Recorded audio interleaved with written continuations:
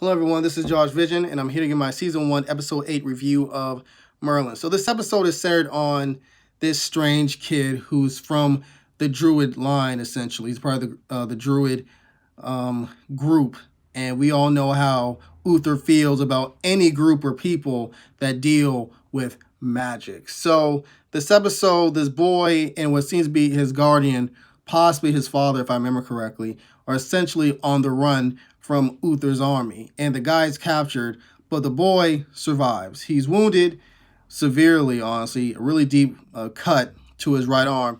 And he's saved by Merlin literally at the right time before the soldiers will eventually get him. So Merlin leaves the boy in the care of Guinevere and Morgana. So also, to start this episode, we also have Uther talking with Arthur about the importance of getting this boy. And Arthur's like, listen, it's just a boy. Why are we going after a boy? He's just a boy. He hasn't done anything wrong.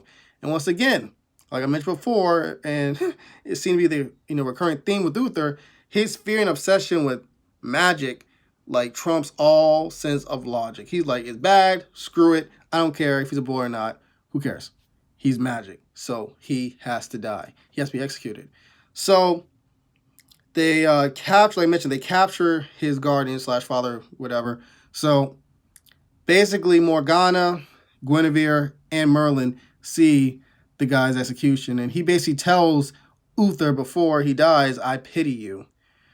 And they cut off his head, and this man's death forces the boy to go in a little bit of a temper tantrum, even though he doesn't visually he doesn't show it outwardly. The glass breaks into pieces due to his anger, and everyone's just kind of looking at the boy wondering what the freak he is. So Gaius reminds Merlin, because he thinks Merlin's up to something, because we all know how Merlin is. So Gaius listen, I don't want you involved with anything. Please tell me you're not involved, Merlin. I know you. And Merlin's like, no, I'm not involved. I swear to you. And Gaius is still a little suspicious. So Morgana and Merlin are talking about the boy, and she says she feels some type of deep connection to the boy, even though she never met him. And her and Merlin trying to figure out the best way to get him out, so that way both of them survive this, because we all know Uther's wrath. Merlin has been a witness to this. Morgana's been with been with Uther since she was a baby, essentially. So they're both really aware of Uther's temper. So I believe the boy got sick, so Merlin had to go downstairs, down the castle to Gaius, try to find something that Gaius would have, look through his little physician book and try to help the boy.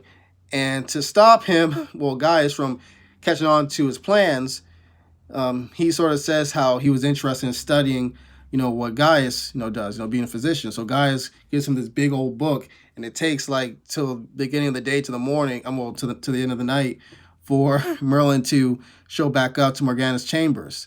So eventually, I believe the boy calls Merlin Amorous. He says, thank you, Amorous. And Merlin's like, Amorous? What do you mean? My name is Merlin. And he said, what's your name? And the boy was silent on this. So basically, I believe Merlin speaks with the dragon, that's trapped, deep beneath, the Camelot Castle. And the dragon says to Merlin, you go by a different name to the Druids. And to them, your name is Amorous, which is basically the same thing. And he basically tells Merlin, listen, it's best that you basically just let the boy die. Because if you don't let him die, serious harm will happen. You'll regret this. And Merlin's like, so is he going to kill Arthur? And basically the dragon kind of confirms it. And he basically says to Merlin, you have a choice. You let the boy die, and everything will be all good, but if you don't, it's going to come and bite you on the tail in the future. So Merlin is kind of trapped between a rock and a hard place, deciding which is the best decision to do. Let an innocent boy die, or to kill the snake, cut the head off the snake, so that way everything's all good. So eventually he's able to convince Gaius to help, because Gaius is like, listen, remember what I told you? We can't get involved in this. Merlin's like, listen, you helped me when I needed you, and you're just going to let this boy die when he needs you the most? So Gaius said, okay, I'll help. But as soon as this boy is healed, he's out of here. So the boy's healed, and Morgana and Merlin concoct a plan in which she tries to help the boy out of Camelot. But she's basically captured, and stopped right there by Arthur. So once the king hears of this, he confronts Morgana with Arthur present, and he's infuriated. And Morgana, like we said, like we know from this entire season, she runs off of the mouth a little bit too much at Uther. And from what we know, Uther has a temper, like I mentioned before. And it got to a point in which Uther just had enough, and he just grabbed her by her throat. And you could tell it took every ounce of his being not to strangle her. And she was shook, like shocked. And even Arthur was like, what the freak just happened here? He's like, you betrayed me. And the only reason why I'm not going to kill you, because I made a promise to your father years ago. Remember that. Don't you ever betray me again. So after that, we have Morgana trying to convince Arthur that, we shouldn't let this boy die. He's innocent. And Arthur's like, listen, I can't go against my father's wishes, and all that stuff. And she was like, listen, you're a better man than your father. You're really going to let this boy die?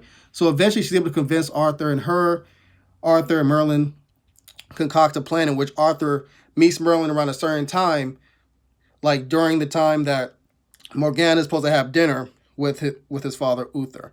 So Arthur is able to get the boy out of Camelot and give him back to the Druids, and I believe Arthur asks the boy what's his name, and then the boy says Mordred. And then as soon as I hear Mordred, I'm like, oh, snap! That's the dude that basically kills Arthur. I'm like, all this time, it was Mordred. And I'm like, wow. Kind of ironic. You saved the boy that's eventually going to be responsible for your own death. The dragon was right, yo. The dragon is always right. But that's all I got, you guys, for this episode. I would give this episode basically a 9 out of 10. If I missed anything, write some comments down below, like y'all know. And this is Josh Vision. Adios.